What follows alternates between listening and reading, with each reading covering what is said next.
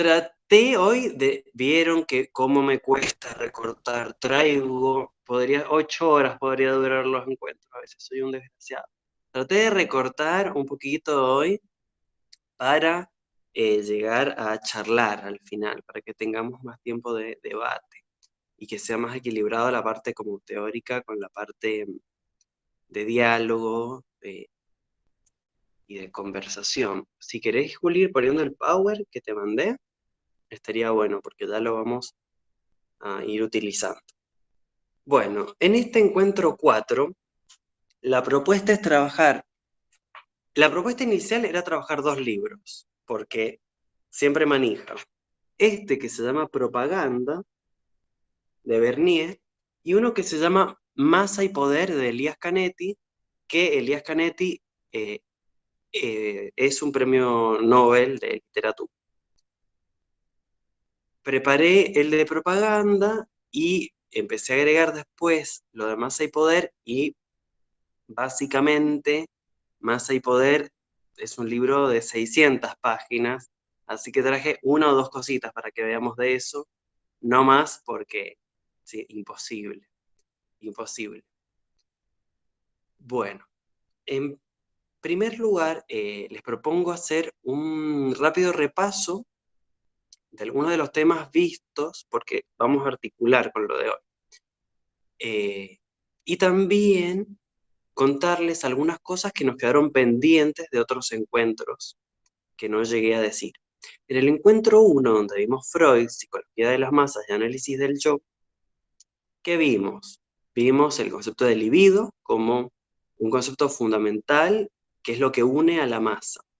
Vimos los fenómenos de idealización hacia el líder y de identificación entre los miembros de la masa, que eso generaba una doble ligazón en la masa, ¿sí? Y una doble ligazón eran menos grados de libertad. Doble ligazón entre los miembros y entre un miembro y el líder, esa es la doble ligazón, ¿sí? La horizontal y la vertical.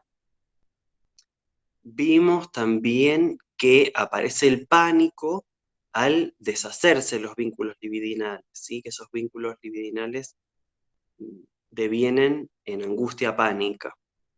Vimos que el odio también es un elemento de unificación y de formación de grupos y de masas. Y aplicamos estos conceptos a la película La Ola, ¿se acuerdan? Que está basada en un experimento real. Fue un experimento real, de ahí hicieron, creo que una obra de teatro y una película, o sea, lo capitalizaron bastante al experimento de La Ola. Pero nos quedaron pendientes otros experimentos de psicología social que me gustaría ahora sí contarles. Si podemos, Juli, pasamos a la diapositiva siguiente. El primer experimento que quiero contarles se llama Experimento de conformidad con el grupo de Asch, de Solomon Asch. Son todos, los que les voy a contar ahora son todos experimentos poco éticos, vamos a decirlo así, como que no se pueden repetir, no se repitieron mucho después porque son de dudoso carácter ético. ¿De qué va este experimento? Como ven, hay varias personas en una fila, ¿sí? El sujeto experimental lo engañan y cree que todos son sujetos experimentales, ¿sí? Pero en realidad solo el último de la fila es el único sujeto experimental. Los demás son todos actores o personas contratadas o, o lo que sea, o personas que saben lo que tienen que decir ahí, ¿sí? Y se les pasa esta imagen, ¿sí? Que tienen acá a la izquierda. Les pasan estas imágenes, ¿sí? Entonces, pasan esto, suponte. Y se le dice al sujeto que es un experimento vinculado a la percepción. Entonces le dicen, bueno, ¿cuál línea es igual a, a, a la primera, ¿no? Entonces, bueno, el primero dice la C, el segundo dice la C, el tercero dice la C, el sujeto experimental verdadero, el último, dice, sí, la sé. Ponen otra imagen, lo mismo, ponen otra imagen, lo mismo. Hasta que ponen una, supongamos que es esta, de nuevo, y el primer sujeto dice la A, el segundo sujeto dice la A, el tercer sujeto dice la A, y cuando llega al verdadero sujeto experimental, ¿qué pasa? El 37% dice la A, el 37% adhiere al grupo. O sea, que el sujeto termina negando la evidencia de sus propios ojos para ceder a la influencia del grupo, ya sea porque cree que él mismo se ha equivocado, o ya sea eh, para no llevarle la contra al grupo, aunque crea que él mismo no se encuentra equivocado, ¿sí? ¿Lo habían escuchado este experimento? ¿Lo conocen? ¿Se entendió bien la explicación?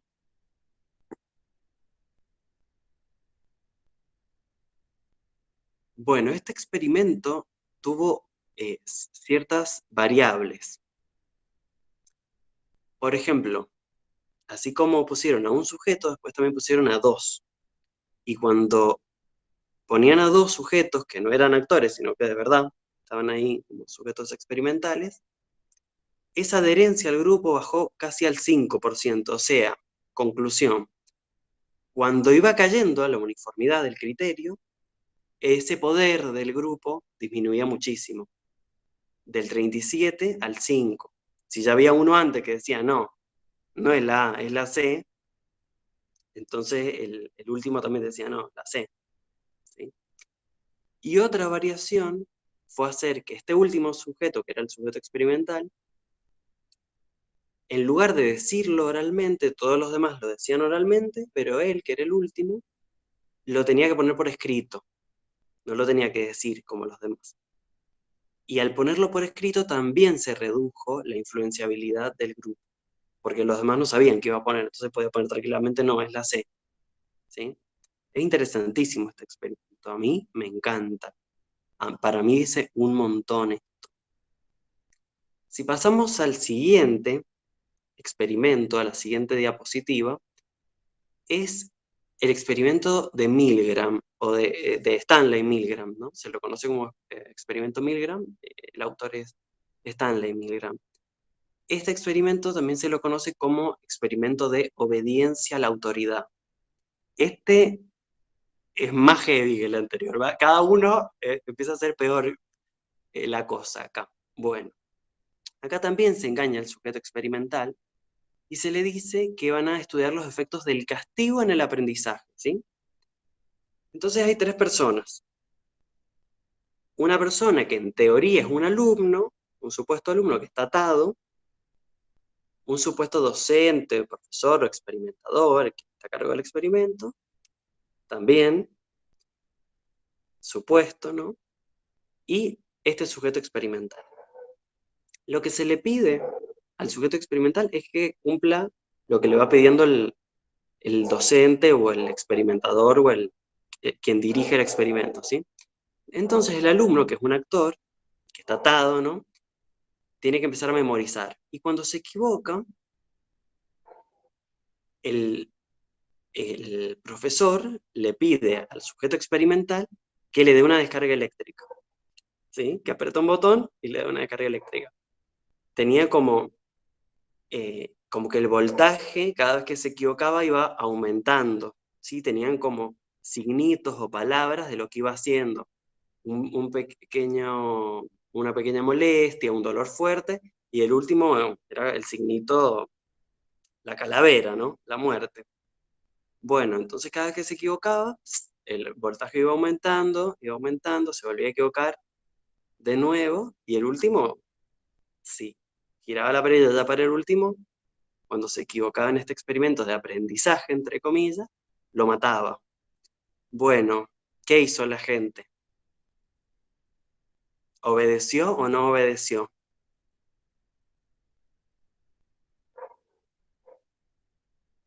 Más del 60% obedeció hasta el final.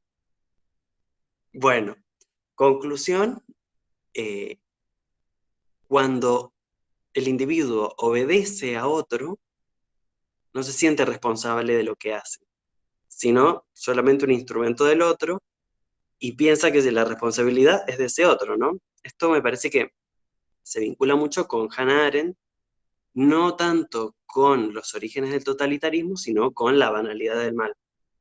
Los nazis no son perversos, sádicos, todos, sino que son muchos empleados burócratas cumpliendo órdenes, ¿no? Un poco esa idea me parece que se parece al experimento Milgram.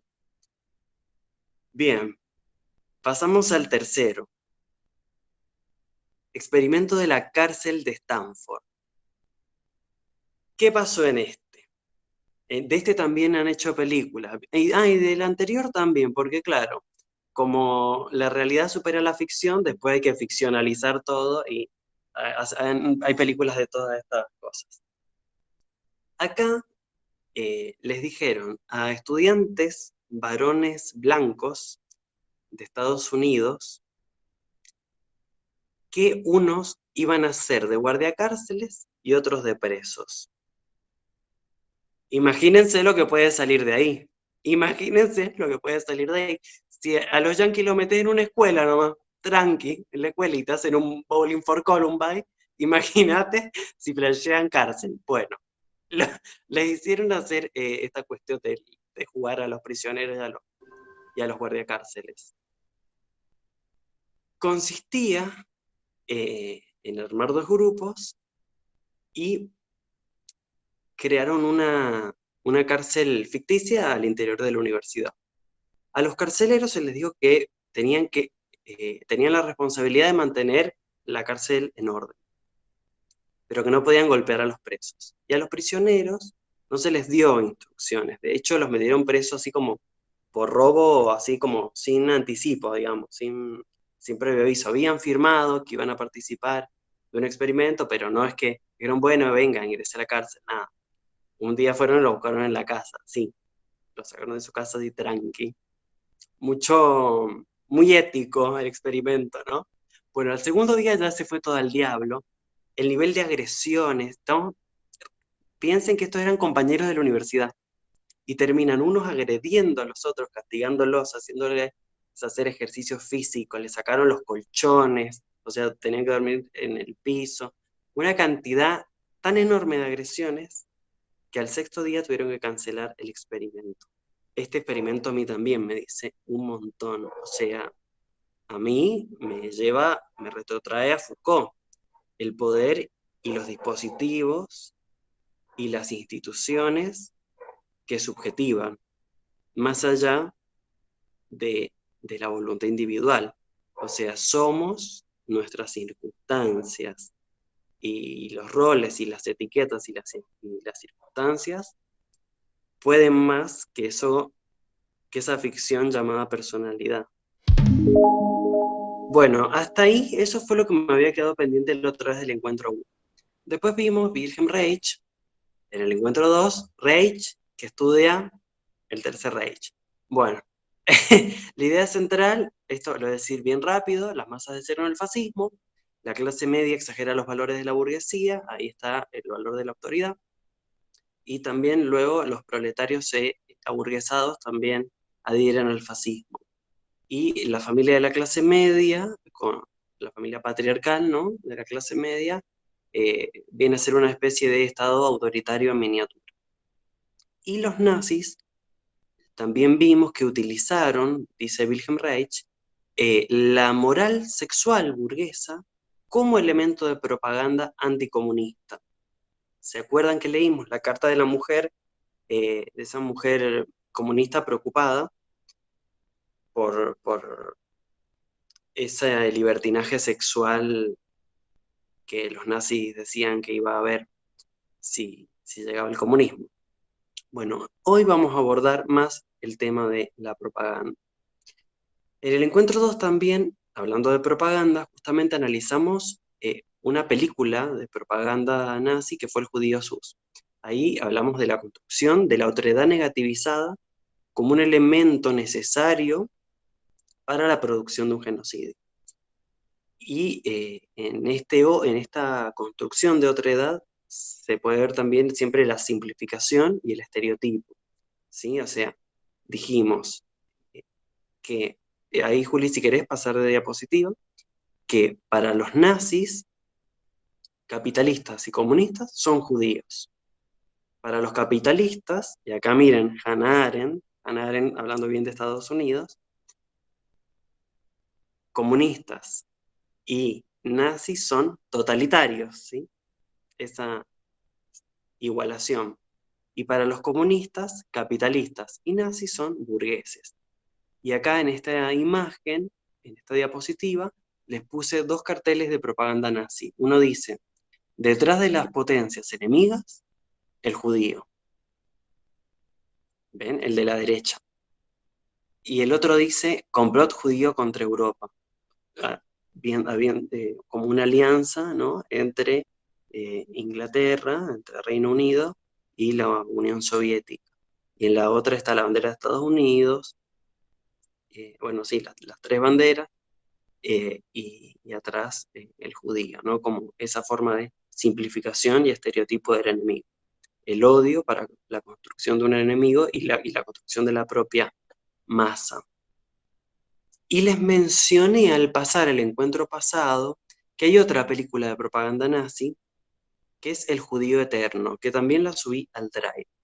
En esta película de propaganda, además de verse el estereotipo de judío inescrupuloso, avaro, etcétera, que no quiero seguir redundando en eso, pueden verse otras cosas, como por ejemplo, el film dice lo siguiente, cito textual: el judío se occidentaliza, parece un igual, pero son cuerpos ajenos en los órganos de sus pueblos anfitriones.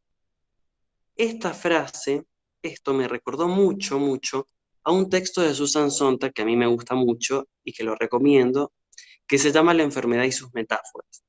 En este texto, Sontag nos advierte del uso de metáforas bélicas a la hora de hablar de las enfermedades y viceversa, del uso de metáforas médicas a la hora de hablar de la guerra. ¿Por qué? Porque por lo general se utilizan como metáforas las enfermedades graves, como por ejemplo el cáncer. Y las enfermedades graves implican medidas extremas muchas veces. Entonces, aparecen frases que ustedes reconocerán, como por ejemplo el cáncer del comunismo, el judío como cuerpo ajeno del organismo social, como decía este documental que les estoy contando. Y entonces la lógica sería, frente a una enfermedad muy grave, cualquier medida, cualquier medicina es legítima, ¿sí? La quimio, aunque te destruya, te sana, ¿sí?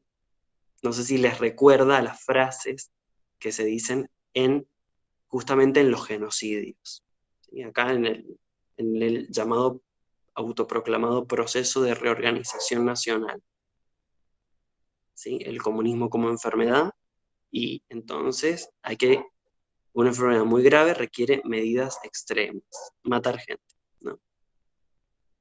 Entonces, esto se los cuento porque hay que estar atentos y atentas cuando en los discursos políticos aparecen estas metáforas, aparecen las metáforas médicas. Es un mal indicio. Y otra cosa que aparece en esta película de propaganda llamado El Judío Eterno, eh, que es del orden de lo bizarro, ya creo que lo mencioné en el encuentro pasado, es que mencionan a Einstein como el judío de la relatividad, esa oscura pseudociencia, dicen, ¿no? Y eso de Einstein me hizo pensar en algo, esto no lo dice la película, pero me parece que está muy vinculado a una asociación que se hace desde el nazismo, que es el siguiente: lo alemán, vinculado a la tierra, vinculado al trabajo y al trabajo concreto, y lo judío, el errante sin tierra, abstracto, intelectual, con números, ¿sí? Comerciante, que engaña, ¿no? Entonces, lo concreto y lo alemán y la tierra, y lo errante, lo abstracto, la palabra que puede engañar, como Einstein con esa oscura pseudociencia. Bueno, Y lo último que voy a decir de esta película es que al final esto que encontré es una joyita, es una joyita, es espantoso, pero para pensarlo en términos intelectuales es interesantísimo. Al final de este otro documental llamado El Judío Eterno, apelan a algo que hasta el día de hoy se considera como algo muy novedoso, como una estrategia política muy nueva, como algo muy actual, y que paradójicamente es algo que hoy hace Israel. Porque, sí, no me olvido de Israel, que también actualmente en su constitución, todo Estado-nación al constituirse produce genocidio para establecer su identidad nacional. Acá fueron con los pueblos originarios y con las personas esclavizadas del transatlántico, de la trata transatlántica de personas, de las personas racializadas, ¿no? Eh, Israel es un Estado que se constituye muy posteriormente al resto de los estados y comete genocidio tanto como lo hicieron los otros. No es para justificarlo, no es para legitimarlo, sino que para hablar mal de todos los estados-nación, porque su constitución implica un genocidio. Bueno, pero decía, que me desvié, que acá se ve cómo los nazis apelan a una estrategia política que hoy se ve como muy nueva y que hoy lo aplica Israel y que es el greenwashing. O sea, todas las estrategias de washing, como pink washing, purple washing, green washing, buscan hacer una lavada de cara a un Estado que está haciendo algo no muy bonito a través de eh, una propaganda, justamente. Greenwashing tiene que ver con cuidado ambiental, pinkwashing con derechos LGBT, purple washing con derechos de las mujeres, ¿sí? Entonces, por ejemplo, Francia es un país súper islamofóbico y tiene leyes islamofóbicas, pero las disfraza de feminismo. No puedes entrar con el velo a la escuela. Somos súper feministas. Purple washing, en realidad es islamofobia. Israel matando palestinos, pero es el único lugar en Medio Oriente donde las personas gays pueden vivir su vida. Pinkwashing. Y los nazis, en esta película, les decía, hicieron greenwashing. ¿Por qué? Porque muestran cómo matan animales los judíos para hacer la famosa carne kosher. ¿Sí? Vieron que hay un método particular para hacer ese tipo de carne. Entonces muestran unas imágenes muy explícitas, muy horrorosas, con los animales desangrándose, y dicen, no, esto es terrible, dicen, los judíos tienen una insensibilidad brutal hacia los animales y nosotros los nazis nos oponemos al maltrato animal. O sea, bueno, nazis eh, utilizando el greenwashing. Bien, hasta ahí la cuestión, sí, nazis veganos, sí, a otro level. Hasta ahí la cuestión del segundo encuentro y la relación con la propaganda. Quiero hacer una aclaración de algo muy interesante de Hannah Arendt, que estuve chusmeando después del encuentro anterior, que es que creo que yo dije, cuando hablé de las características del fascismo, que una de las características era la del Estado total, ¿sí? Como eso, como el Estado abarcándolo todo. Y en realidad, Hannah Arendt hace una precisión en relación a eso muy interesante, que es que dice que no, que el totalitarismo no es el Estado abarcándolo todo. Al contrario, el Estado se reduce para dar lugar a lo paraestatal. En el totalitarismo lo que hay es un aumento de lo paraestatal. Las SS, la AAA en Argentina, o sea, en las dictaduras y también en el totalitarismo, ¿no? Me pareció un dato interesante, un aporte interesante. Entonces, dicho esto de los encuentros anteriores,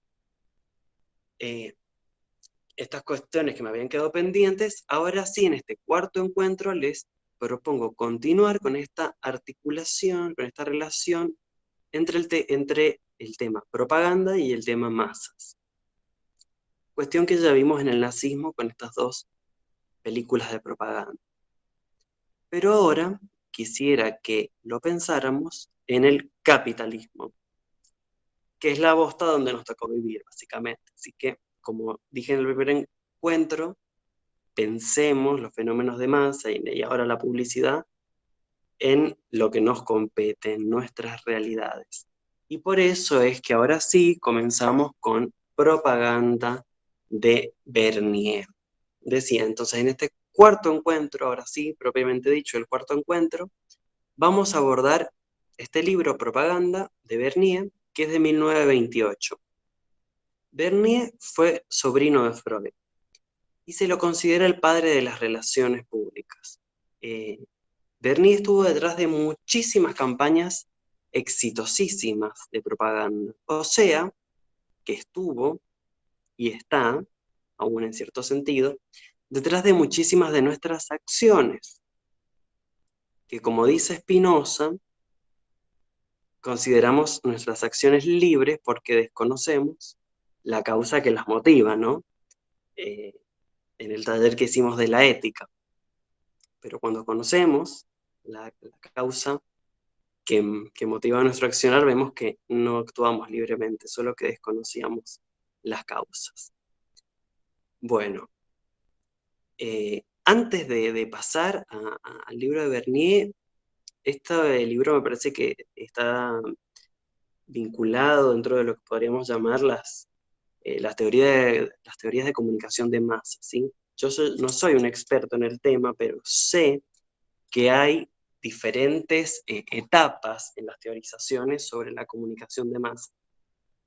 En una primera etapa, eh, en el periodo que abarca las guerras mundiales, donde hay una intensa propaganda para que las personas participen en la guerra, donen para la guerra, imagínense qué población civil quiere ir a la guerra, nadie, entonces hay que hacer fuerte publicidad, fuerte propaganda para eso.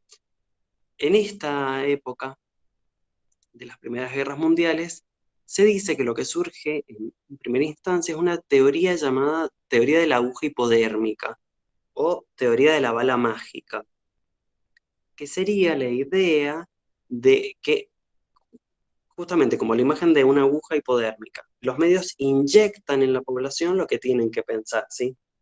Y el sujeto ahí pasivamente lo acepta como una bala mágica, te atraviesa y no puedes hacer nada al respecto, ¿no? Como una idea un poco omnipotente de los medios de comunicación.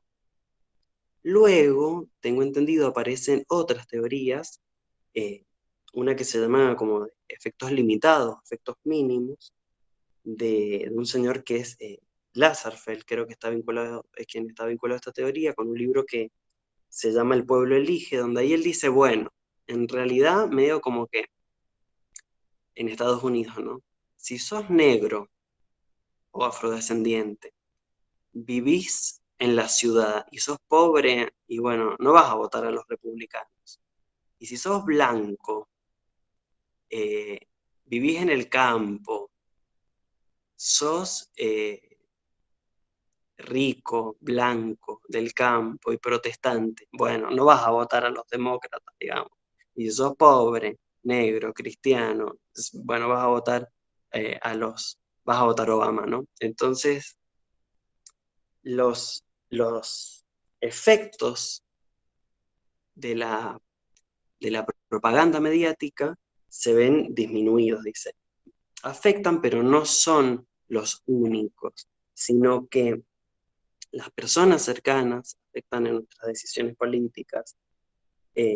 Todas estas características individuales, como dónde vivís, grupo étnico o racialización, poder adquisitivo, ¿no? Como esto afecta también a las elecciones.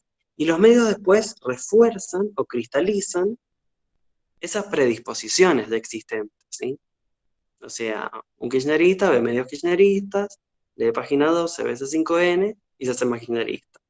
Y un macrista ve TN, lee Clarín y se hace más macrista. Y después sale a colgar bolsas eh, como si fueran muertos con referentes de derechos humanos. Bueno, vieron que en el primer encuentro vimos que en Argentina fue el acto más grande fuera de Alemania del nazismo. Bueno, les cuento para quienes no son del país que hubo una protesta de la derecha, que es oposición en este momento, y bueno, así como forma de creación artística, digamos, colgaron bolsas como con muertos de personas que representan y que lideran organismos de derechos humanos, así, tranqui, ¿no? Tranqui, ¿no? Después, Wilhelm Reich, eh, diciendo que las masas desearon el fascismo, no lo tomamos tan en serio, ¿no? Como me parece que es una frase nada más. Y no, las masas desean el fascismo.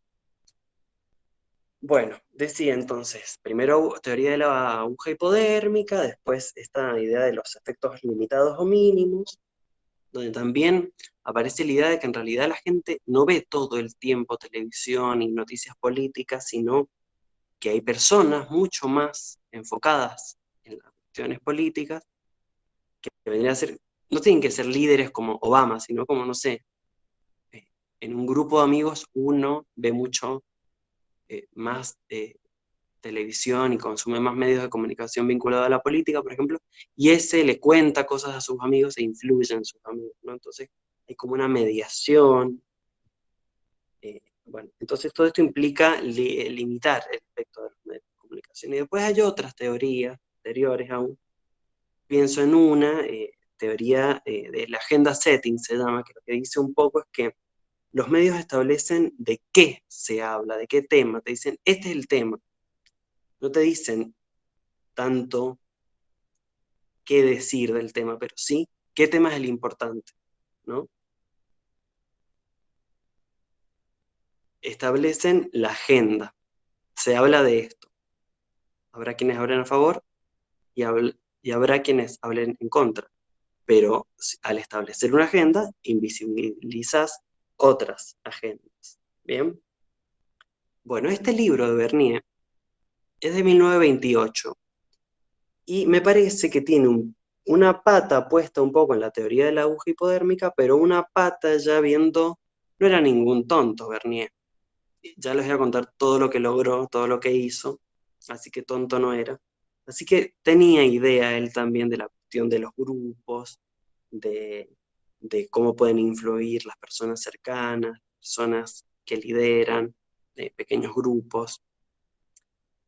Así que no, porque ¿qué pasa? La teoría de la aguja hipodérmica, de hecho nadie dice yo creé, así como la teoría de la aguja hipodérmica, porque es un nombre burlón en cierto sentido, o sea, es un nombre poco serio.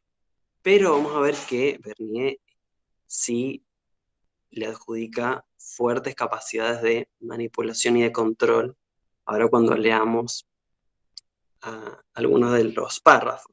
Pero igual dice, no se le puede hacer a cualquier grupo lograr que haga cualquier cosa. Antes hay que ver, eh, hay que realizar encuestas, hay que hacer una serie de medidas para que eso que nos proponemos sea posible, sea viable. Si no, la propaganda no tiene ningún sentido y va a ser un fracaso, ¿no? O sea, él estaba consciente en cierto sentido de las limitaciones. Como les digo, no era ningún tonto. Bueno, les decía que Bernier estuvo detrás de muchísimas campañas. Por ejemplo, estuvo dentro de la comisión CPA, creo que se llamaba, de Krill, que estuvo a cargo de la publicidad para influir a la opinión pública sobre la Primera Guerra Mundial. Y estuvo detrás de este famoso afiche que está ahí, que dice I want you, te necesitamos para que te enlistes en la Armada.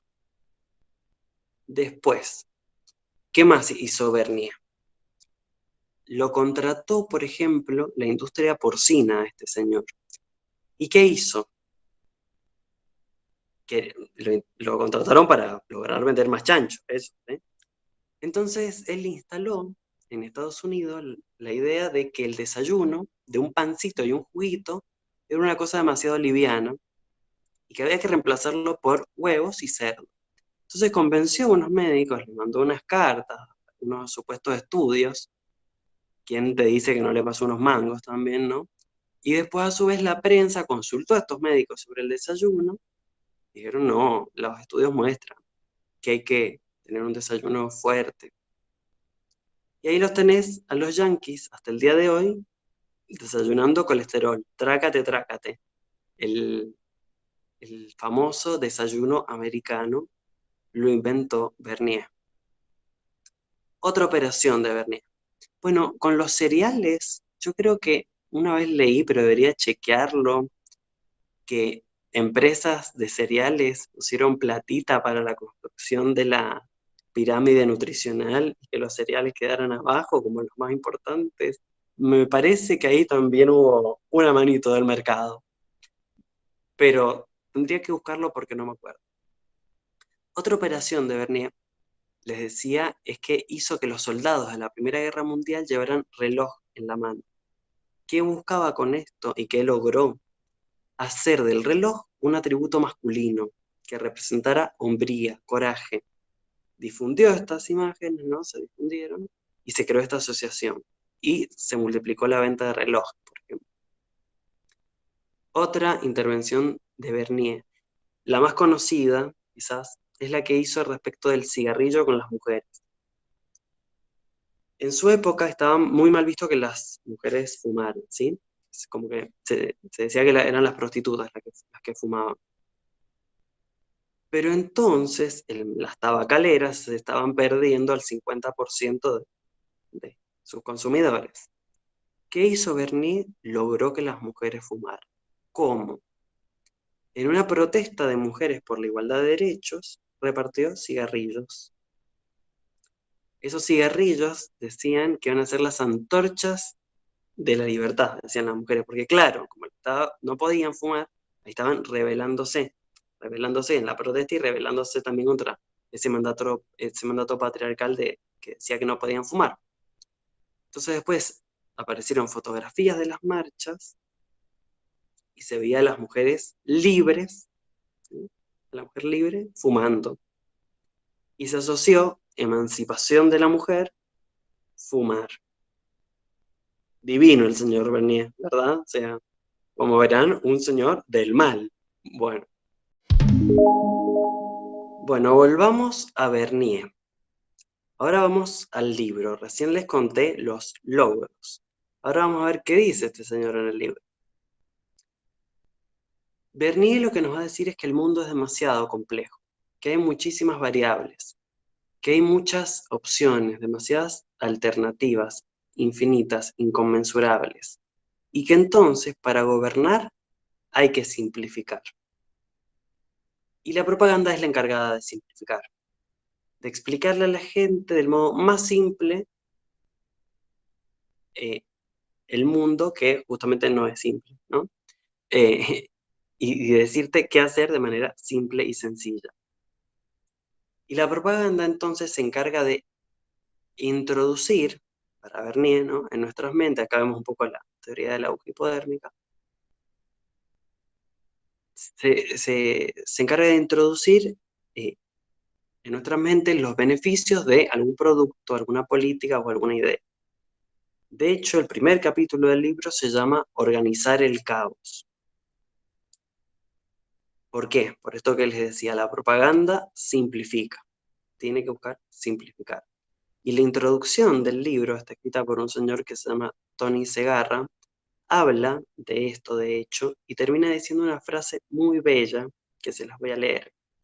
Dice, soportar la complejidad es el precio que pagamos por nuestra libertad. No me digan qué hermosa frase. La propaganda simplifica, nos da dos opciones y hay que elegir un producto. No sé por qué pensarás en Durán Barba. No sé por qué. Y entonces, dice Tony Segarra, soportar la complejidad es el precio que pagamos por nuestra libertad. Me encantó esa frase. Y dice que la propaganda no consiste en describir el producto. Uno no ve que una mayonesa dice, esta mayonesa tiene este precio, esta grasa, este colesterol, por eso te conviene más. Y la otra dice, no, esta tiene un poquito menos de grasa, de colesterol. esta cantidad, 23 gramos más de proteína, no sé qué, no. Sino que la propaganda apela a lo emotivo, simplifica, apela a lo emotivo y busca la identificación. Leamos algunos fragmentos del libro. Si pasamos a la diapositiva siguiente, ¿me harías el favor de leer, Juli? Claro que sí. Dice, la manipulación consciente e inteligente de los hábitos y opiniones organizados de las masas es un elemento de importancia en la sociedad democrática. Quienes manipulan este mecanismo oculto de la sociedad constituyen el gobierno invisible que detenta el verdadero poder que rige el destino de nuestro país. Quienes nos gobiernan moldean nuestras mentes, definen nuestros gustos o nos sugieren nuestras ideas, son en gran medida personas de las que nunca hemos oído hablar. Bueno, así empieza el primer capítulo. Son los dos primeros párrafos del libro. Tranqui, ¿no? Hay un gobierno invisible. ¿Qué dice Bernier? Que existen múltiples grupos. Les decía recién, incontables.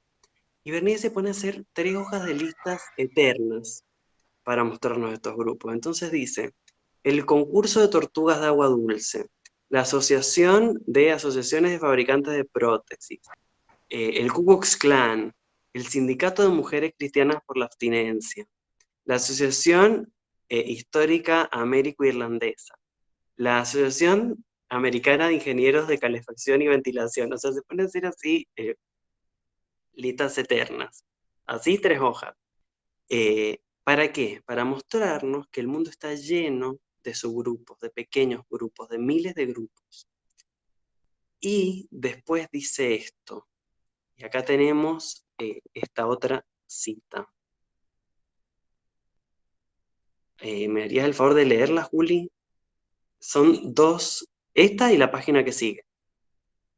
Esta y la diapositiva siguiente. Bien. Antaño quienes gobernaban también guiaban, lideraban. Definían el curso de la historia simplemente actuando a su antojo. Pero hoy en día los sucesores de los soberanos, los líderes que alcanzan el poder en virtud de su posición o habilidad, ya no pueden proceder del mismo modo. Tienen que lograr la aprobación de las masas, por lo que recurren a la propaganda, una herramienta que resulta cada vez más poderosa cuando se trata de lograr esa aprobación. Por lo tanto, la propaganda ha llegado para quedarse. La que sigue dice, fue desde luego el éxito sobresaliente de la propaganda durante la guerra lo que nos abrió los ojos de unas pocas personas inteligentes enclavadas en todos los ámbitos de la vida y les permitió vislumbrar las posibilidades de disciplinar la mente pública. El gobierno estadounidense y muchos organismos patrióticos desarrollaron una técnica nueva a ojos de la mayoría, que estaba acostumbrada a una propaganda que se limitaba a solicitar la aceptación del público. Durante la guerra, no solo se apeló al individuo por todos los medios, visuales, gráficos y auditivos, para reclamar su apoyo a la patria, sino que además se logró la cooperación de los hombres clave en cada grupo, personas a las que les bastaba una palabra para transmitir su autoridad a centenares, miles o centenares de miles de seguidores. De ahí que automáticamente también brindasen su apoyo asociaciones comerciales y patrióticas, hermandades, grupos sociales o locales, cuyos miembros extraían sus opiniones de sus líderes y portavoces habituales o de las publicaciones periódicas que solían leer y creer. Y ahí se corta. Bien, hasta ahí, sí. Muchas gracias, Juli, gracias por leer.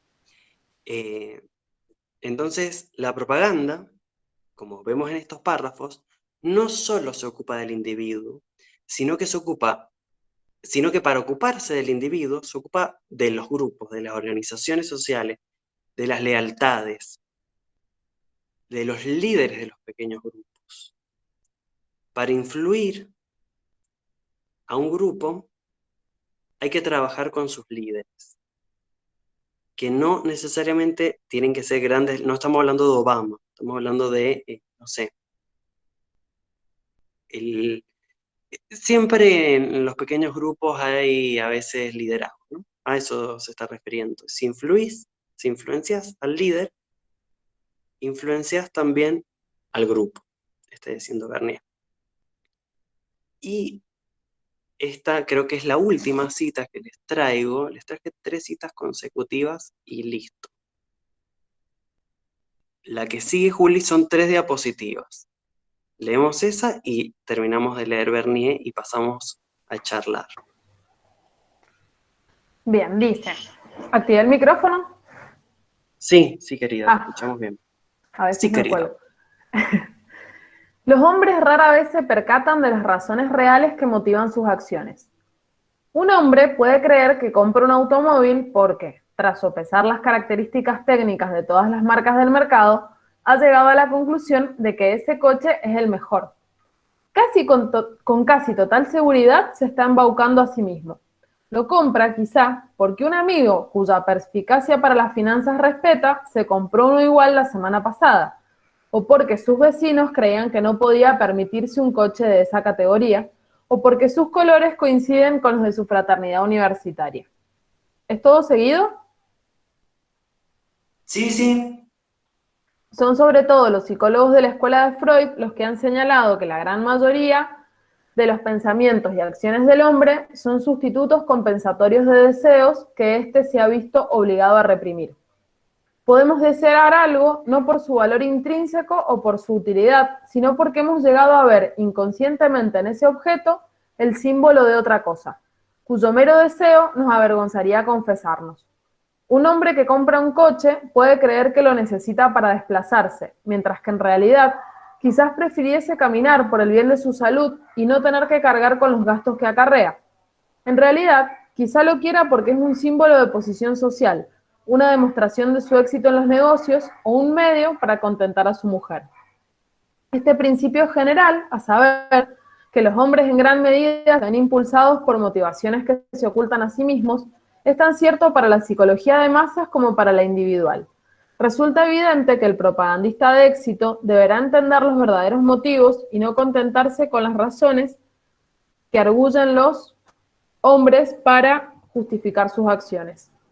No basta con entender la estructura mecánica de la sociedad, los agrupamientos, las fracturas y las lealtades.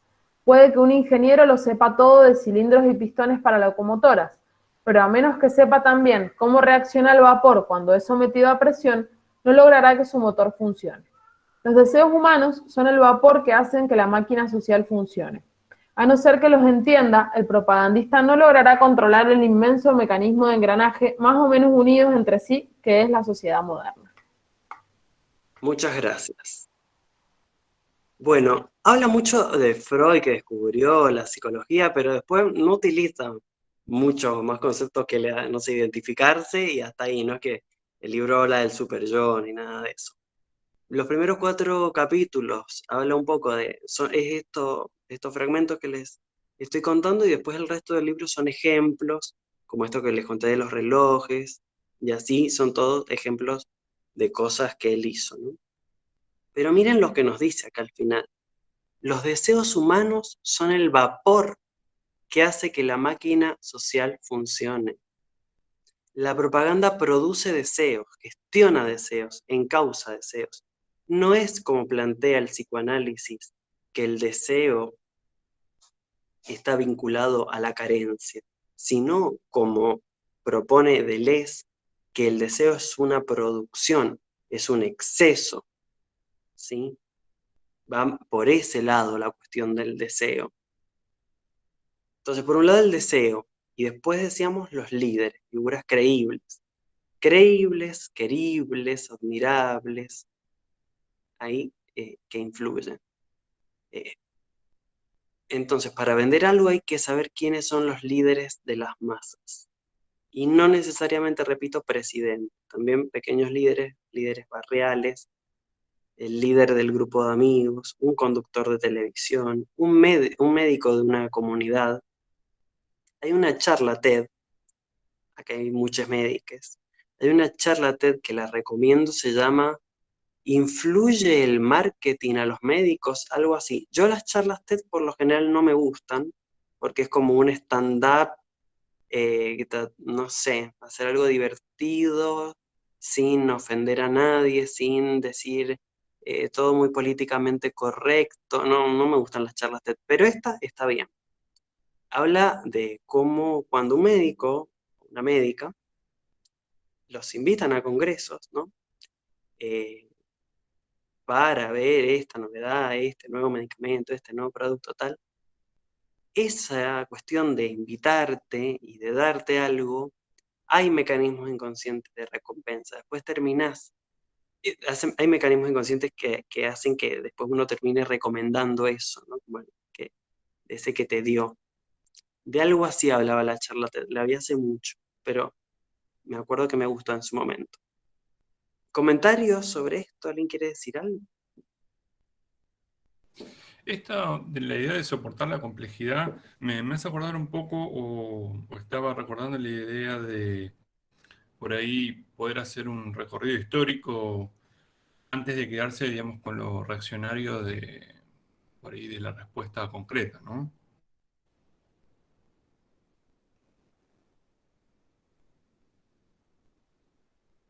Sí, sí, historizar es complejizar, total. Total. Ponen en los mensajes el nombre del libro. Se llama Propaganda, el libro. Sí, Mariano, totalmente. Historizar, desindividualizar, desbiologizar. Me parece que son todas acciones tendientes a complejizar. Binomizar, no existe esa palabra, me la estoy inventando, pero dejar de pensar en términos de binomio. Sí, sí. Bien, avanzo un poquito más, cuento unas cositas más. Decía entonces que podemos pensar la publicidad como algo que vincula productos a emociones, vincula un producto a toda una constelación de eventos, a toda una situación. No es que te venden un producto, te venden la constelación de emociones, de ideas y de valores que asocian al producto.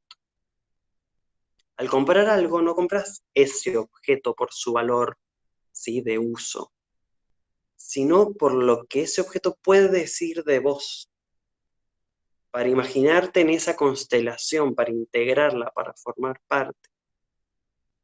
Pienso en algo, ¿no? Como la ilustración fue tan sesgada. No sé si han leído un texto de Kant que se llama ¿Qué es la ilustración? ¿Qué dice ahí Kant sobre los medios de comunicación? Kant dice que el uso público, Kant va a dividir el uso público y el uso privado de la razón. Y el uso público, el uso privado es obedecer.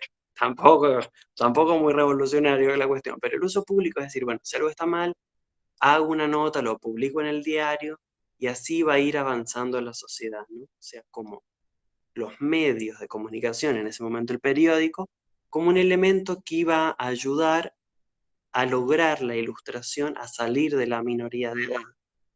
¿No es así, Julieta? Y después miren lo que fueron los medios de comunicación. ¿Qué salida de la minoría de edad? ¿Qué ilustración, señor Kant? ¿De qué me está hablando? Está Bernier tratando de venderle pucho a las mujeres. Eso después fueron los medios de comunicación. ¿Qué salida de la minoría de edad? ¿Pero qué es esto? Bueno, pasamos a la diapositiva que sigue. Acá tenemos un último, es que este me causó mucha gracia. Dice, miren, lo leo yo, ¿no? Dice, el periódico, claro, Bernier, estamos hablando de 1928, no había tele todavía. El periódico, desde luego, será siempre el medio principal para la transmisión de opiniones e ideas. Es decir, en otras palabras, de propaganda. Y abajo les puse una imagen del diario Clarín, una noticia, o sea, una propaganda, porque toda noticia es una propaganda, eso es lo que nos está diciendo Bernier, que miren lo que dice Diario Clarín, que sería como el Mercurio de Chile. Dudas sobre la pandemia. Especialistas aclararon que el papel de diario no transmite el coronavirus. O sea, pueden seguir comprando Clarín, que no estoy... no me digan si este no es el ejemplo más claro de que una noticia es una propaganda. Me encantó el ejemplo que encontré. Sí. Te tapas la cara con el diario y no te contagias, estás inmune, ¿Cómo? ¿Cómo? ¿Te tapas con el diario? claro. Claro, claro, te tapas con el diario Clarín, ya que no transmite el coronavirus, y nada, quedas un poquito más facho después, pero no, pero no transmitís COVID. Bueno, hablamos en un momento, en el segundo encuentro, del colapso climático ecosistémico, ¿sí? Bueno, la publicidad en buena medida es la ideología del modelo de consumo, del modelo extractivista y capitalista, que produce también ese colapso. Y la publicidad, al gestionar los deseos, no solo vende cosas, sino que produce modos de vida. Y produce modos de vida incompatibles con la sustentabilidad de la vida en el planeta a largo plazo.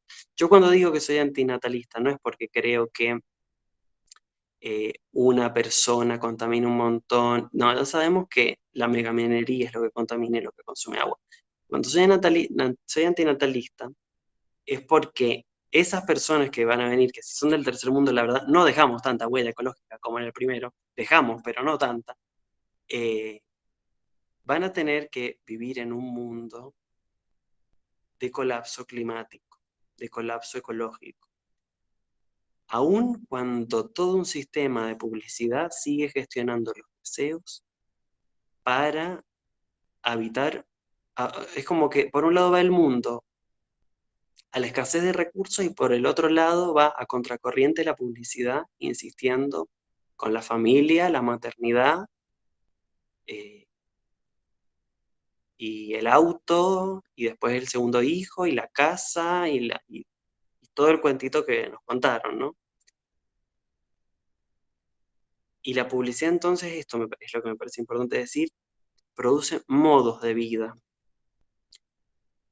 Y cuando alguien no adhiere a ese modo de vida hegemónico, siempre esa persona es como sospechada, ¿no? Se le supone infelicidad, incompletitud, se buscan las causas de la desviación. ¿Por qué está soltero? ¿Por qué no se casa? ¿Por qué? ¿No? Tantas cosas. Como si lo que hubiera que estudiar y buscar las causas fueran las desviaciones de la norma y no la norma. O sea, en la naturaleza, perdón, estoy muy ecologista últimamente. En la naturaleza justamente lo que hay es diversidad, no homogeneidad. Entonces, de lo que hay que sospechar en la vida también es de lo que sea uniformado. Lo que se encuentra uniformado es porque ha operado el poder allí, el poder normalizador que nos enseñó Foucault.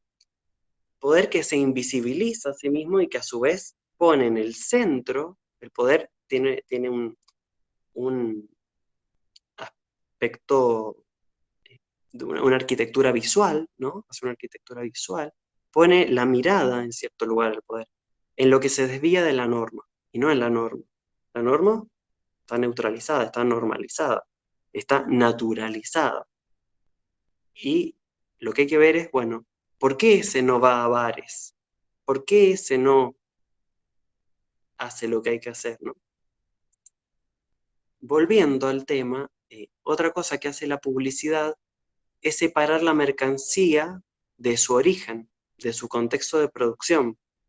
Vemos el producto final en la publicidad, mistificado, idealizado, abrillantado, pero no vemos nada respecto del modo de producción, ni qué contiene, ni quién lo hizo, ni bajo qué condiciones esa persona trabajó, ¿no? La ropa, bueno, para mí está toda manchada de sangre la ropa, pero bueno.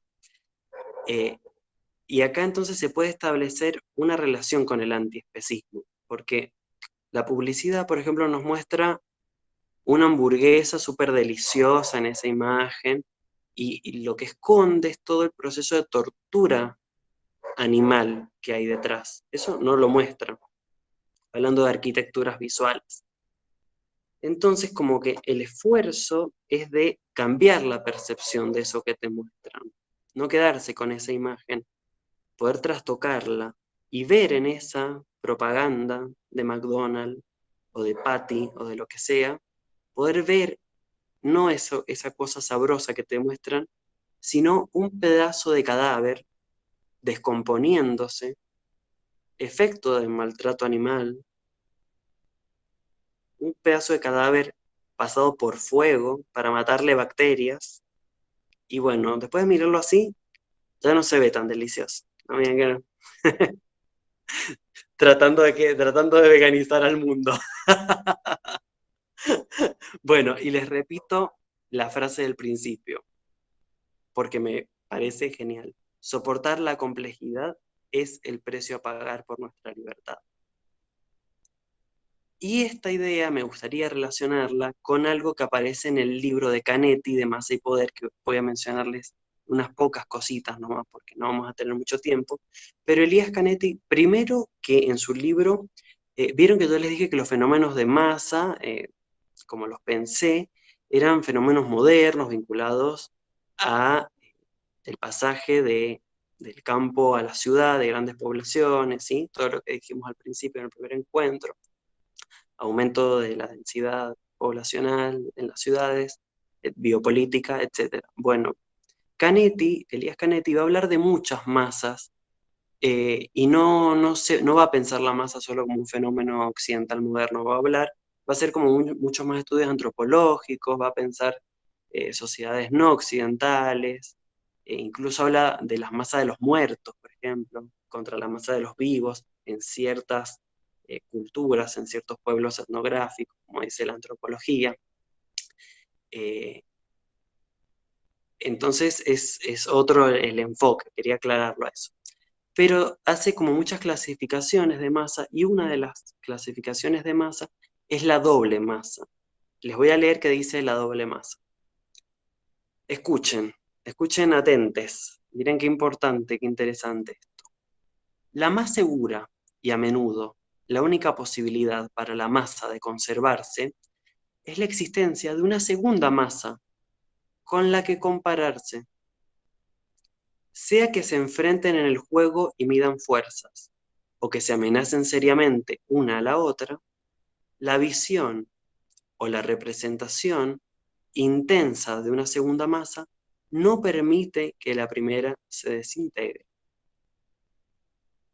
O sea, la doble masa es que cada masa mantiene con vida a la otra. Las partes mantienen una relación recíproca, de recíproca perpetuidad, digamos, se sostienen. Boca River, ¿no? ¿Alguien quiere decir algo?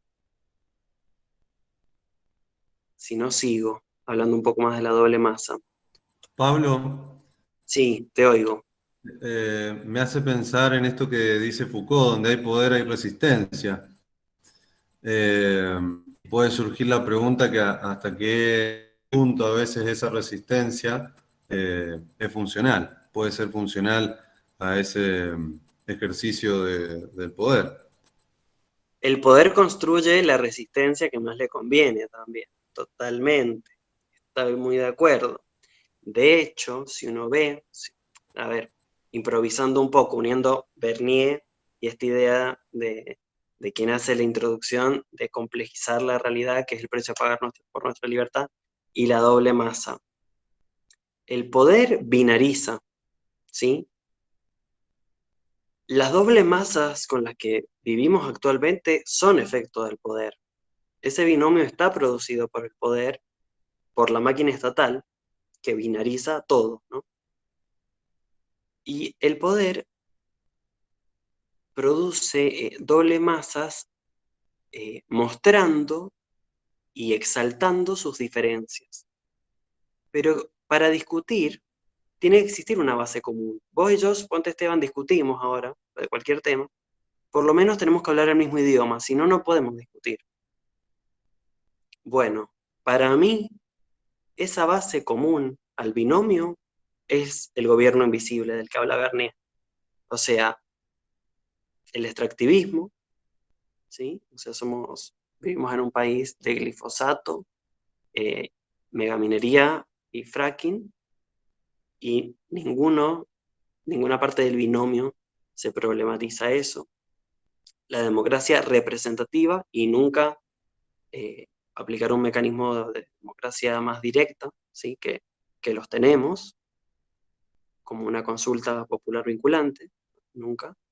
la familia como elemento fundamental de la vida, la heterosexualidad como régimen político, la reproducción, la supremacía blanca, me parece que son todos elementos que más o menos forman parte de la base común de la que parten los interlocutores del binomio, de la doble masa, que después tienen sus diferencias, y que unos me caen más simpáticos que otros, claramente.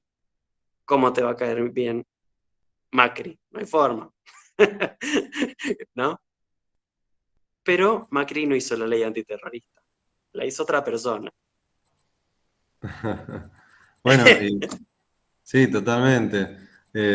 Bueno, fíjate que sí, todo. Por ejemplo, no sé, River Boca, Ford Chevy, Adidas Nike, kirchnerismo macrismo, todo está binarizado, todo.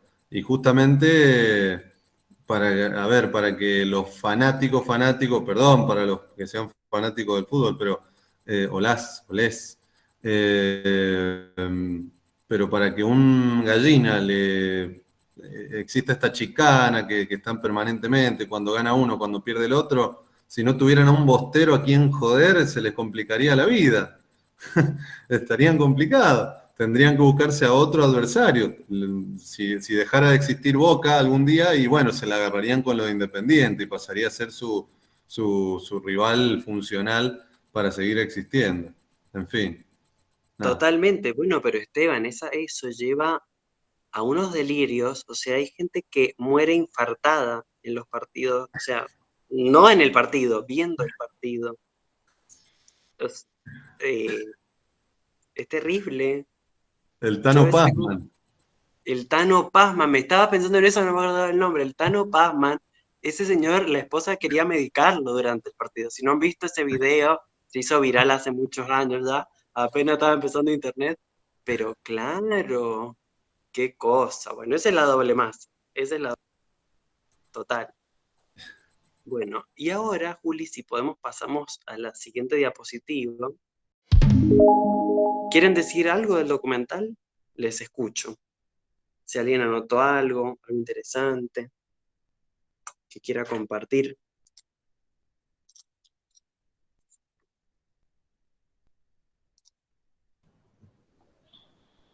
A mí vi los dos, bueno, el de Dilema ya lo había visto, pero lo reví para hoy. Y, me pareció, digamos, dos charlas TED un poquito más largas. Me encantó, bien. Porque incluso también hay como una defensa, o podríamos decir, o culpa o por ahí, viste, como un empleado despechado que lo echaron o que, bueno, está tratando de armarse un kiosco nuevo, entonces critica. Que no está mal, o sea, hay planteos que me parecen Me interesantes. encanta, Mariano, me encanta lo que estás diciendo. Verlo no significa que hay que decir qué bonito. Me encanta. Perdón, te sigo escuchando, que me emocioné con lo que dijiste, me encantó. Que está bien, digamos, cada uno trata de sobrevivir con lo que puede, con lo que sabe y con lo que tiene al alcance también. Mira, voy a decir algo en relación a esto que dijiste al principio de que eran señores haciendo una charla TED.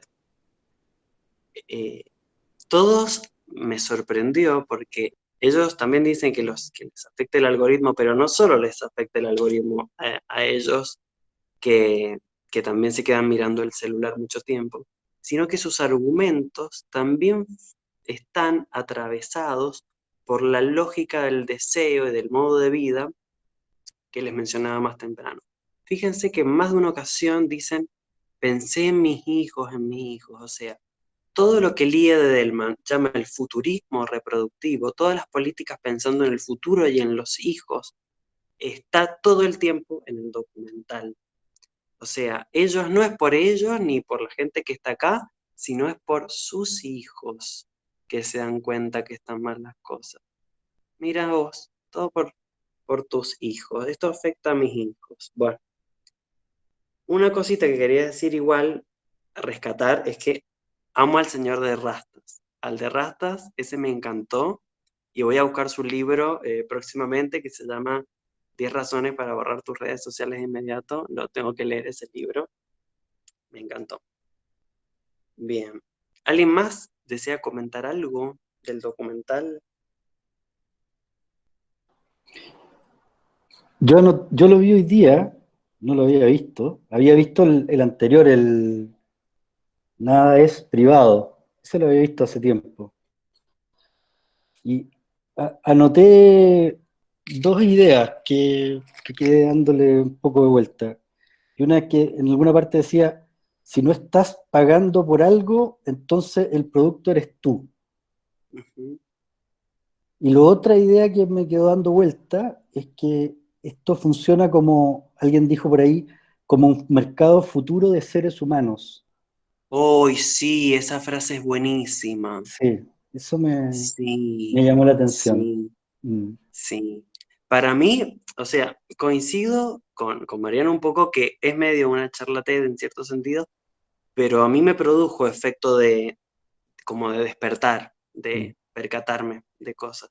Y mm. esto que decís, Darko, de eh, si, si no pagas por el producto, sos el producto, es Sí, algo que también se ha leído y se ha dicho desde el feminismo. Si para entrar al boliche el hombre paga y la mujer no, es porque el producto del boliche son las mujeres. sí. También en esta cuestión de entrecruzar líneas de análisis, también en esos discursos se ha planteado esta idea que es muy interesante. Sí, Mm, totalmente, mm. totalmente. Eh, ¿Qué más? Bueno, algo con lo que lo relacioné yo es con Preciado, con la cuestión de Testoyonki del porno poder. O sea, todas las redes y toda la publicidad y todas estas cuestiones son formas de porno. Son porno con otra forma, ¿sí? O sea, así este está delirando, pero ¿qué dice Preciado? Que vivimos en el régimen fármaco pornográfico, no porque todo sea fármaco y todo sea porno, sino porque el modelo de las diferentes industrias a seguir, el modelo a seguir es el del porno y el fármaco, el de la farmacéutica, ¿sí? O sea, el del porno en el sentido de eh, frustración y excitación, así como en el Fordismo es producción, ¿sí? Producción, producción. Acá la máquina es de excitación, frustración. Te excitan para frustrarte, para volver a excitar. Y eso en el celular se ve muchísimo, porque como dice el documental, es una competencia constante por la atención. Entonces son todo el tiempo imágenes, no digo porno literal, no, no es que el celular te muestra porno literal todo el tiempo, a veces sí, publicidad de cuerpos hegemónicos, pero sino de imágenes eh, que no siendo porno, son porno. No sé si me explico. Bueno, eh, también habla de la polarización el documental, cómo las noticias que son más extremas y las falsas se divulgan más que las verdaderas. Bueno, habría que ver ahí qué es lo verdadero y lo falso, ¿no? Pero bueno, evitándonos ese debate, aparece toda la cuestión de la polarización que no podemos dejar de vincularlo a la doble masa, por ejemplo. Y bueno, eso, esas cosas anoté yo. Anoté mucho más, pero bueno, no, no tenemos tantísimo tiempo más. A mí lo que me pasa, en primer lugar, que digo, qué paradoja, ¿no? Netflix hablándonos de redes sociales, del control y qué sé yo, cuando hoy en día es uno de los titanes del control social y de la captación de la atención de muchas personas en el mundo. Te lo Eh, muestran ya directamente, te dicen, miren, estos somos, es, así. es parte del cinismo, ¿no? El cinismo es eso, es hacerlo y Y mostrarlo a viva luz, o sea, a la luz del día, digamos. es para generarnos nihilismo. De esto que yo dije como nihilismo, es aprovechado por los partidos de extrema derecha. O sea, toda esa frustración de ciertos hombres blancos pauperizados, todo ese resentimiento es fuertemente canalizado. Después de las crisis, bueno, es lo que dice Wilhelm Reich, después de la crisis del capitalismo aparece el fascismo. En España, que pegó tan fuerte la crisis del 2008, ahora surge con fuerza un partido que se llama Vox, que es fascista, Le Pen, en su momento en Francia, ¿sí? Total. No me quiero olvidar de una cosa que dice el documental que me gustó agregar, que me gustó comentarles, que dice, hace una diferencia. La bicicleta es una herramienta, dice. O sea, en los avances tecnológicos se crea la bicicleta, ¿sí? Aparece la tecnología bicicleta, y la bicicleta espera ser usada, porque es una herramienta, uno la usa. El celular no, tiene sus propios objetivos, tiene sus propias intenciones. Entonces no es una herramienta, como la bicicleta, es manipulación. Me parece que ese ejemplo es muy gráfico, muy concreto, y explica bien esta cuestión. Voy a citar a Preciado A una di- vez más para... Perdón, Perdón, Pablo. cito A a diferencia Preciado del una... auto también. ¿Cómo? No, que a diferencia del auto también. ¿Qué Está pasa con lleno de el auto? publicidades de autos. Como de, no sé, de usando un auto, de autos en la calle, digo. No hay Ah, publicidades de sí, bici. O por sí, lo menos yo no también, veo. sí, sí, pero además de eso, al margen de eso, la cuestión acá es que el auto dentro de todo no tiene su propio objetivo, el celular sí, eso es lo que nos está diciendo. Sí, No es que el sujeto, no es que es pasivo y nosotros somos activos frente a esa herramienta, sino que es activo y nosotros siendo pasivos creemos que lo usamos activamente. Pero sí, también entiendo tu punto, por supuesto. Siempre auto, nunca bicicleta. Bien. Y quiero decir una cosa más que dice Preciado, que para incentivar a las mujeres que están acá a charlar más también, porque hemos hablado más los hombres hoy que las mujeres, me he dado cuenta de eso, y Preciado dice que la construcción del varón y la construcción de la mujer tiene que ver con las aperturas y los orificios. En la mujer, dice Preciado, la construcción occidental y binómica de la mujer es boca cerrada, genitalidad abierta para quien desee usar de ese cuerpo, y el varón es boca abierta, ¿no? Ser social, ser político, habla, y ano cerrado. Entonces, la invitación de Preciado, bueno, ya sabemos un poco cuál es, pero yo no le quiero decir a nadie que abra el ano, pero sí que a las chicas que también hablen. Así que las quiero escuchar. Deconstruyamos la... Vamos con Preciado. Se rieron todos con lo del ano de Preciado, me encantó. Eso yo ahí ya no me meto. Y si no, pasamos a los videos que traje. Igual yo traigo acá una lectura como quizás más espinosista, o no sé, como también me he preguntado un montón de veces, como bueno, ¿hasta dónde es un uso responsable? Creo que todos hemos bajado alguna vez esas aplicaciones que te dicen cuántas veces bloqueas el teléfono y terminamos sacando esas aplicaciones porque obviamente no nos gusta lo que nos dice. Pero no sé, yo pienso como que me parece que está bueno encararlo por otro lado y es, bueno, ¿qué efecto produce esto en mí? No sé, si seguir todo el tiempo en las redes sociales a gente hegemónica que se la pasa comiendo en restaurantes y viajando te hace como el orto porque sos pobre, no sé, quizás podés o usar menos las redes sociales o tratar de consumir otro tipo de contenidos, digo, pero como corrernos pues me parece que lo que se genera con las redes es como a veces, como una especie de moralismo, ¿no? Como que es malo usar las redes sociales. Y la gente que está por fuera de las redes sociales es la gente zen y la gente del bien. Y no sé si tanto. Como que me parece que es algo que está bueno pensar y ver qué efecto produce en mí. Como por ahí un poco más de ese lado. Ahí la Marti levantó la mano. Sí, Marti, te escuchamos. Sí, a mí me pasó más o menos lo mismo. Tipo, el documental me re gustó porque me ayudó como a traer más a la superficie, digamos, un par de ideas que ya me venían dando vueltas, como este tema de, no sé, de, de que la tecnología, digamos, eh, es como ese el vehículo para generar crisis en otras culturas, que es como la nueva modalidad de guerra, ¿no?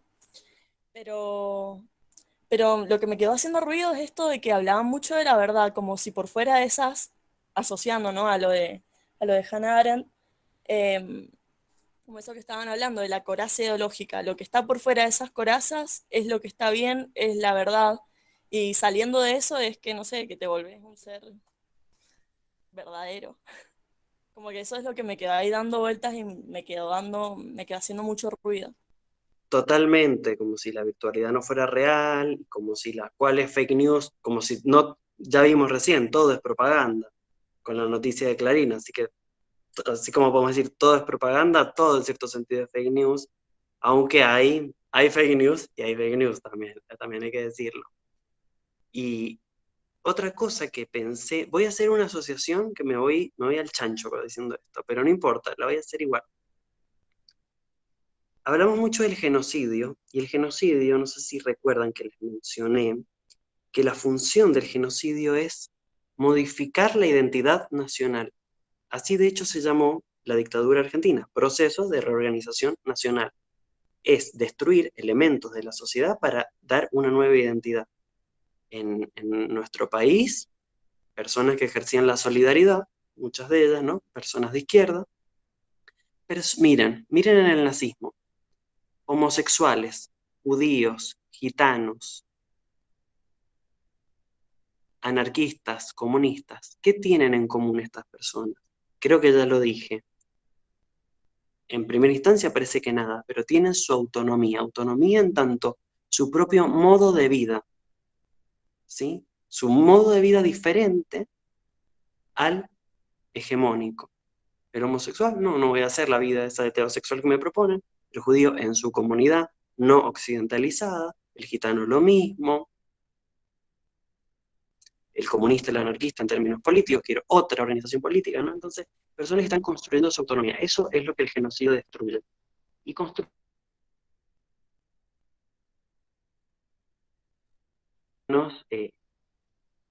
autónoma, ¿no? Recodifica, sí. Y el celular, en cierto sentido, no voy a comparar un celular con un genocidio, pero en términos de efecto, sí a ver, hemos llegado a un punto donde todas las personas, o una gran parte de la población, tiene un celular que pasa con todas estas características que hemos visto del dilema de las redes sociales, los estereotipos de belleza, los ideales. Entonces, en cierto sentido, digamos, de una manera mucho más pacífica y mucho más elegante y tenue,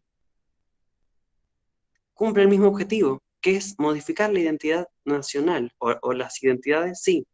Nación no me refiero a Estado-nación, sino país, ¿sí? Población. Es decir, porque en última instancia, ¿qué es modificar la identidad? Es modificar las ideas, el comportamiento, ¿no? Y si bien es cierto lo que dice la Juli de ver qué uso le damos y que nada es esencialmente malo ni esencialmente bueno, también es cierto que los dispositivos, que nos creemos muy libres, como decíamos más temprano, pero no sabemos todo lo que nos subjetivan los dispositivos. Todos estos algoritmos de los que habla el documental, que con refuerzos nos lleva todo el tiempo a consumir más y más. Ustedes saben que esto del refuerzo y el castigo, ya lo he contado, lo cuento rápidamente. Están los refuerzos positivos y los negativos, y los castigos positivos y negativos. Los refuerzos son aquellos que hacen que incremente una conducta y los castigos que las disminuyen, ¿sí? Un refuerzo positivo es dar algo, un caramelo. Un refuerzo negativo es quitar algo. Por ejemplo, no lavas los platos, ¿sí? Es un beneficio, pero quitando algo. Si, a ver, si un niño, vamos a ponerlo así, un niño cada vez que toca, hace este ruidito en la mesa, toca la mesa, le dan un caramelo, lo va a hacer una vez, le dan un caramelo, le van a hacer una segunda vez, va a tomar otro caramelo. Ya después del caramelo 40 se cansa. Entonces, ese refuerzo continuo, o sea, por cada acción, un refuerzo, con el tiempo puede producir una extinción eh, por agotarse, ¿no? Porque se agotó la capacidad de reforzar ese estímulo por el exceso. Entonces, Instagram lo que utiliza es otro tipo de refuerzo positivo, que es el intermitente. O sea, a veces cuando abrís Instagram hay recompensa y a veces no. Es como, lo dice el documental, es como cuando vas ¿por qué hay tanta gente en el casino? Yo quiero decirles, vivo cerca de muchos casinos, y apenas se habilitaron en la pandemia, yo veía las filas de gente, decía, mamita, qué tristeza, qué pena, honestamente, porque eran filas larguísimas. Y a lo que voy, entonces, ¿cómo es la cuestión del refuerzo positivo intermitente? Te va a dar de vez en cuando. Entonces el niño va a golpear, golpear, golpear y alguna vez le van a dar. Pero no va a saber cuánto, ¿no? Esto, bueno, no sé, por ejemplo, una paloma, por ejemplo, toca un botón, tic, tic, tic, y cuando es intermitente eso incrementa muchísimo la cantidad de veces que se realiza esa acción porque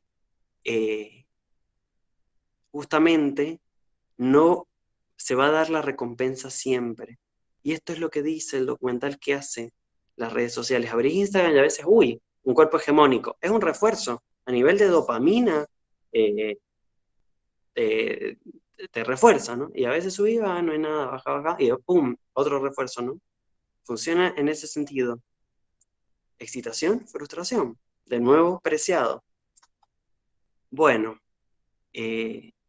ay, se nos ha hecho la hora.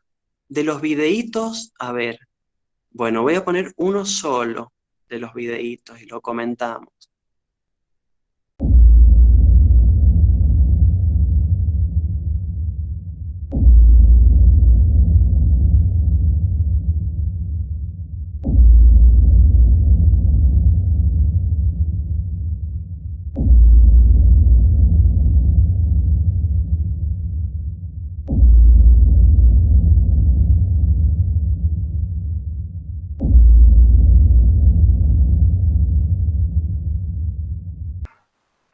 Bueno, ¿qué les pareció? ¿Lo pasamos de nuevo o es bien cortito? ¿Alguien quiere decir algo?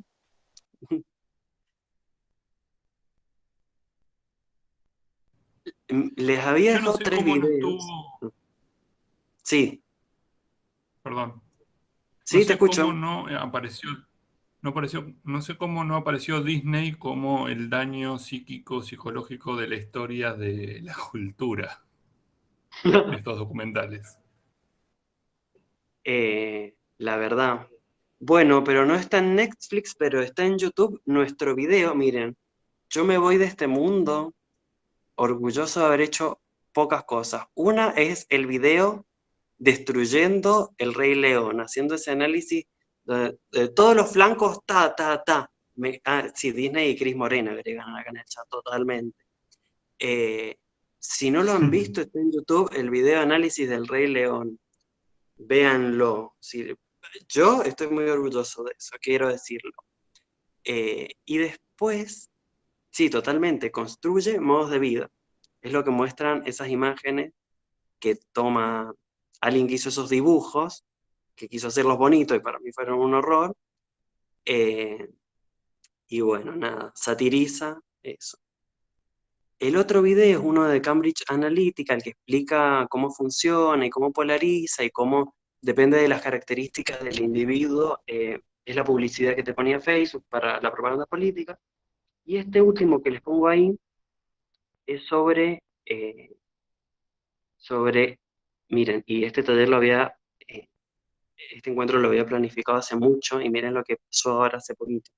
Este último video es del ascenso del nuevo presidente de Estados Unidos, Biden.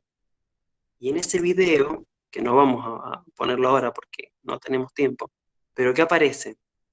Lady Gaga cantando, Jennifer López cantando, una mujer negra y una mujer latina haciendo un juramento, ¿no? Como todo esto que hablábamos del pinkwashing, pero posta que véanlo el video porque todo el video es Lady Gaga, obviamente, la lideresa de las maricas, cómo no, J-Lo, los latinos, después otra latina con una afrodescendiente, o sea, todas las minorías, ¿no? Pero ya esto que decía el gobierno invisible ya actuó, porque bombardeó Siria igual, ¿no? Entonces, no es Trump, no es el supremacista blanco Trump, pero después Siria sigue siendo bombardeada, ¿no? Bueno, le dejé los links de los 3 videos ahí por si quieren chusmearlos. ¿Y alguien quiere decir algo más para ir cerrando? Pueden hablar los hombres también. No quise silenciar a nadie. Fue solo un comentario que me parece bien, bien interesante lo de Preciado, pero podemos charlar todos, no quiero censurar a nadie. Bueno, miren, recomendaciones.